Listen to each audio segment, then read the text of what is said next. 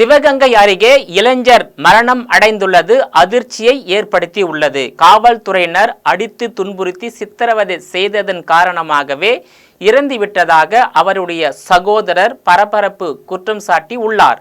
சிவகங்கை மாவட்டம் திருப்புவனம் அருகே மடப்புறத்தில் உள்ள ஒரு கோவிலில் அஜித்குமார் என்ற இளைஞர் தற்காலிக ஊழியராக பணியாற்றி வந்துள்ளார். இந்த கோவிலுக்கு மதுரை மாவட்டத்தை சேர்ந்த மாற்றுத்திறனாளி பக்தர் ஒருவர் சாமி தரிசனத்திற்காக வந்து உள்ளார்.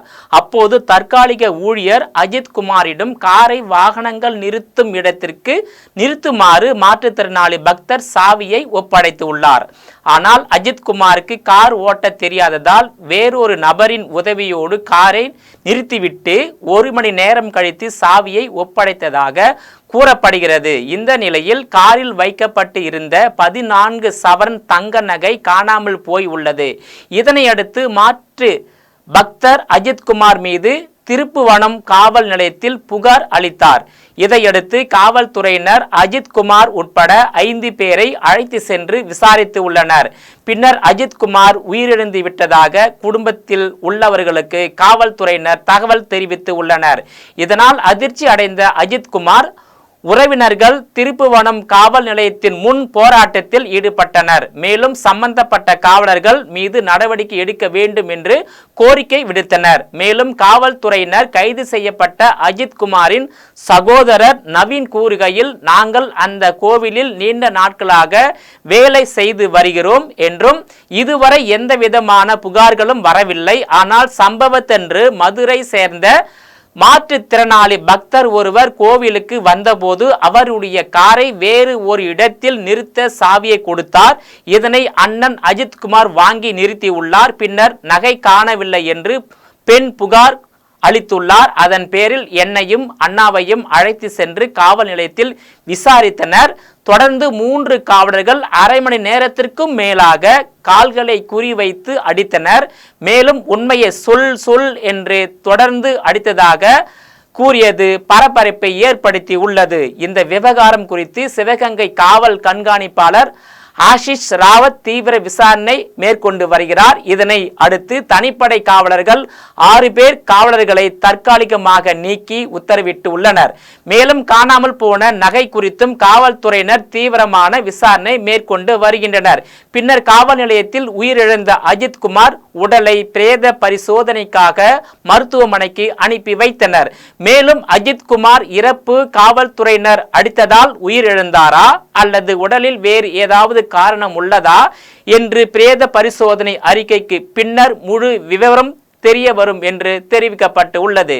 திருப்புவனம் அருகே காவல்துறை விசாரணைக்கு அழைத்து செல்லப்பட்ட அஜித் என்பவர் மர்ம மரணம் அந்த பகுதி மக்களிடையே அதிர்ச்சியை ஏற்படுத்தி உள்ளது. தொடர்ந்து தமிழ்நாட்டில் காவல் நிலையத்திற்கு விசாரணைக்காக அழைத்து செல்லக்கூடிய கைதிகள் உயிரிழந்து வருவது பெரும் பரபரப்பை ஏற்படுத்தி வருகிறது. குறிப்பாக தூத்துக்குடி மாவட்டம் சாத்தான்குளத்தில் தந்தை ஜெயராஜ் அவரது மகன் பென்னிக்ஸ் இருவரையும் காவலர்கள் அடித்தே கொன்ற வழக்கு விசாரணை நடைபெற்று வரும் நிலையில் காவல் நிலையத்தில் விசாரணைக்கு அழைத்து செல்பவர்கள் அடித்து கொல்லப்படும் கொடூர சம்பவம் குறித்து உரிய விசாரணை நடத்த வேண்டும் என்று அரசியல் கட்சி தலைவர்கள், சமூக ஆர்வலர்கள் மற்றும் பொதுமக்கள் கோரிக்கை விடுத்து உள்ளனர். தமிழகத்தில் திராவிட முன்னேற்ற கழகம் எதிர்கட்சியா இருந்த பொழுது ஒரு குட்கா விவகாரம் வெடித்தது.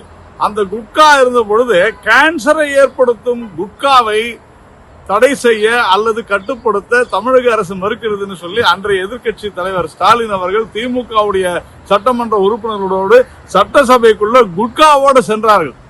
அதை அதிமுக அரசு கேள்வி கேட்ட பொழுது இந்த குட்கா இன்றைக்கும் கூட தொடர்ந்து தமிழகத்தில் அதிக அளவில் இருந்து வருகிறது. இதற்கு அதிமுக அரசு தான் பொறுப்பேற்க வேண்டும். இது தமிழகத்திற்கே தலைகுனிய வேண்டிய ஒரு செயல் என்றெல்லாம் மிக மோசமாக விமர்சனம் செய்தார்கள். ஆனால் குட்காவை விட குட்கா கேன்சரை பரப்பும். ஆனால் அந்த கேன்சரை விட ஒரு கொடிய நோய் எது தெரியுமா? போதை பொருள். இந்த போதை பொருளானது 4 வருடங்களாக தமிழகத்தில் தொடர்ந்து நாம் பார்த்து வருகிறோம். தொடர்ந்து பத்திரிகைகள்ல ஊடகங்கள்ல செய்தியாக வந்து கொண்டிருக்கின்ற சமீபத்தில் இந்த கொக்கைன் விவகாரம் மிகப்பெரிய அளவில் வெடித்திருக்கிறது. இந்த கொக்கைன் விவகாரத்தில் பல பேர் சொல்கிறார்கள், ஒரு ஒரு பாடகி கூட மிக தெளிவாக திரை உலகத்தினர் இந்த கொக்கைனை ரெஸ்டோ பார்கள்ல பயன்படுத்துகிறார்கள் என்று சொல்லி அந்த ரெஸ்டோ பார்கள்ல குறிப்பாக பவுன்சர்களை வைத்துக் கொண்டு எங்கெல்லாம் எப்படி எல்லாம் வருது பாருங்க. ஒரு ரெஸ்டோ பார் என்கிற அந்த ரெஸ்டோ பார்கள்ல அதிக பணம் படைத்தவர்கள், பணம் படைத்தவருடைய குழந்தைகள் அங்கே இருக்கின்ற அடுத்த தலைமுறையை சீரழிக்கும் இந்த கொக்கைன் விவகாரத்தில் இதுவரையிலும் கொக்கைனை உட்கொண்டவர்கள் மீது கடும் நடவடிக்கை எடுக்கப்பட வேண்டும், அதுல மாற்று கருத்து இல்லை. ஆனால் அதனுடைய பின்னணியில் இருப்பவர்கள் யார்? ஏன் இன்னும் உரிய நடவடிக்கை, விரைவான நடவடிக்கை ஏன் எடுக்கப்படவில்லை என்பதற்கான கேள்விகளுக்கு முதலமைச்சர் திரு ஸ்டாலின் அவர்கள் பதில் சொல்ல வேண்டிய கடமை அவருக்கு இருக்கிறது என்பதை நாம் புரிந்து கொள்ள வேண்டும். இந்த விவகாரத்தை பொறுத்தவரையில மது, போதைப் பொருள் இது தமிழகத்தை மிக மோசமான ஒரு சூழ்நிலையில் வைத்திருக்கிறது என்பதை யாராலும் மறுக்க முடியுமா? இந்த டாஸ்மாக் மதுவினால, அந்த போதையினால ஏற்படுகிற பல படுகொலைகள், ரெஸ்டோ பார்கள்ல நடக்கக்கூடிய இந்த கேளிக்கை விருந்துகளின் மூலமாக பரவக்கூடிய கொக்கைன், இதெல்லாம் சேர்ந்து இப்பொழுது காவல்துறை இதையெல்லாம் பார்க்காமல் இப்பொழுது புதிதாக ஒன்று லாக்அப் மரணம். சாத்தான்குளத்துல லாக்அப் மரணத்துல திரு மு.க. ஸ்டாலின் அவர்கள் சொன்னதையெல்லாம் நாம் பார்த்தோம். அதே சூழ்நிலை முதல்வர் அமைச்சர் பொறுப்பேற்க வேண்டும். இந்த அரசு இருந்து பிரயோஜனமா என்றெல்லாம் கேட்டதிலே திரு மு.க. ஸ்டாலின் அவர்களே, நேற்றைய தினம் திருப்புவனத்தில் நடந்திருக்கக்கூடிய இந்த விவகாரத்தில் உங்களுடைய பதில் என்ன? இதுவரைக்கும் உங்களிடத்திலிருந்து பதில் இல்லையே, நீங்கள் தானே பொறுப்பேற்க வேண்டும்.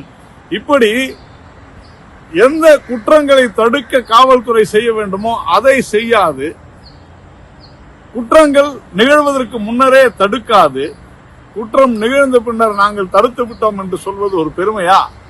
தமிழகத்தில் சட்ட ஒழுங்கு மிக மோசமான சூழ்நிலை. இதற்கு காரணம் டாஸ்மாகினுடைய மது, ரெஸ்டோ பார்கள் போன்ற பல்வேறு மது கூடங்களில் நடக்கக்கூடிய கேளிக்கை விருந்துகள், அங்கே பரிமாறக்கூடிய கொக்கைன் போன்ற மிக மோசமான போதைப் பொருள், இதையெல்லாம் தடுப்பதற்கு இயலவில்லை என்றால் இந்த அரசாங்கம் இருந்து என்ன பயன் என்றுதான் நாம் கேட்கிறோம். இன்னும் 7 அல்லது 8 மாதங்கள் தான் இருக்கிறது. அதற்குள்ளாகவாவது சீரழித்த தமிழகத்தை சற்றேனும் சீரமைக்க உங்களால் முடியுமா என்கிற கேள்வியைத்தான் இன்று மக்கள் உங்களிடத்திலே கேட்கிறார்கள்.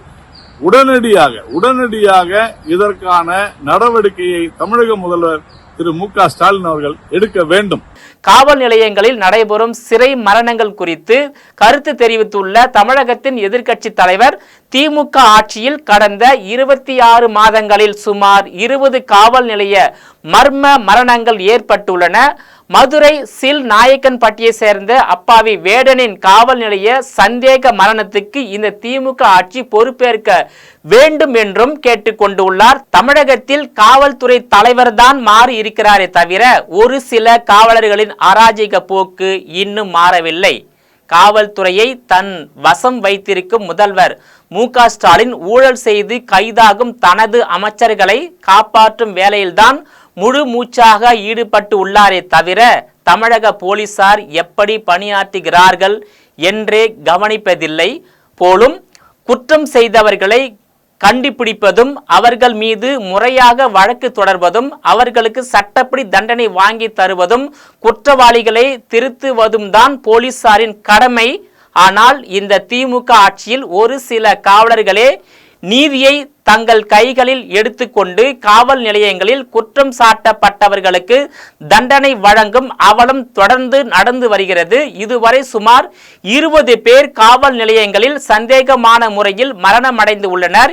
இவர்களுடைய மரணத்திற்கு போலீசார் தான் காரணம் என்று அவர்களுடைய உறவினர்கள் மற்றும் நண்பர்கள் குற்றம் சாட்டுகின்றனர். ஆனால் சம்பந்தப்பட்ட காவல்துறையினர் முழு பூசணிக்காயை சோற்றில் மறைக்க முயல்வது போல உடல்நலக் குறைவால், நெஞ்சு வலியால் இறந்தார் என்று பொய்யான தகவல்களை தொடர்ந்து கொடுத்து வருகிறார்கள். குறிப்பாக திமுக எதிர்க்கட்சியாக இருந்தபோது தற்போதைய முதல்வர் மு.க. ஸ்டாலின் எதிர்க்கட்சி தலைவராக இருந்தபோது தமிழக மக்களிடம் கொடுத்த வாக்குறுதி என்ன ஆனது?